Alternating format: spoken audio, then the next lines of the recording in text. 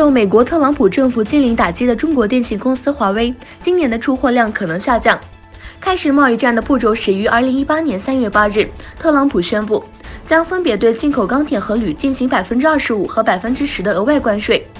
据福邦研究和战略分析公司的数据，如果美国的禁令持续下去，全球第二大智能手机制造商华为2019年的智能手机出货量的减少幅度将在4%至24%之间。希腊总理亚历克西·齐普拉斯说，希腊和土耳其就避免在爱琴海上发生的意外已达成共识。齐普拉斯接受国家电视台 ART 采访时说，在欧洲理事会在席比召开的最后一次非正式会议上，所有欧洲领导人表示，他们都支持塞浦路斯并反对土耳其的非法勘探行为。今年3月，有报道称，为了应对美国的威胁，数百名俄罗斯士兵被派送到这个南美国家。俄罗斯驻加拉加斯大使弗拉基米尔·扎伊姆斯基对上述说法回应时表示，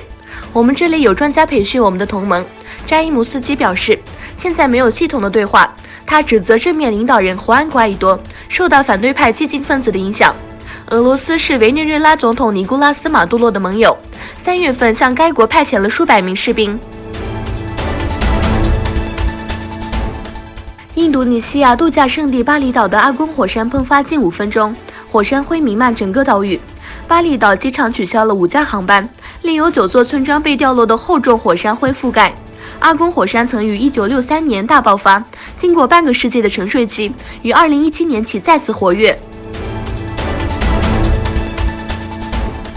在经过几周的相对缓和之后，近几天来，利比亚民族团结政府军队与东部武装国民军在首都的黎伯利南郊的武装冲突又趋激烈，暂时没有武装冲突和空袭中的伤亡信息。利比亚国民军哈夫塔尔将军4月4日起对的黎伯利发起军事行动，与控制该市的利比亚民族团结政府军队交战。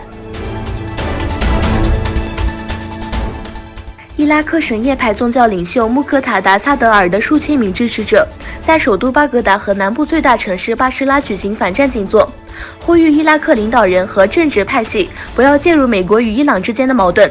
几千人当天聚集在巴格达市中心的解放广场，挥舞伊拉克国旗和象征和平的白玫瑰，呼喊拒绝战争、捍卫伊拉克等口号。